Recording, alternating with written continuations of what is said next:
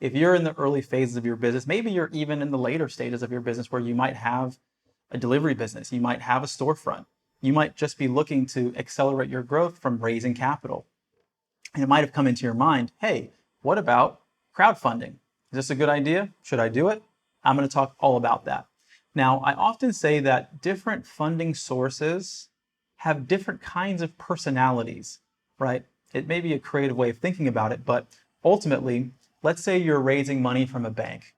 Because the money that you're getting from a bank has certain contingencies to it, and maybe that's a better way of putting it, is that the contingencies are going to have implications on your business. So for example, when you're raising money from a bank, you're getting a loan, they're going to charge interest on that loan.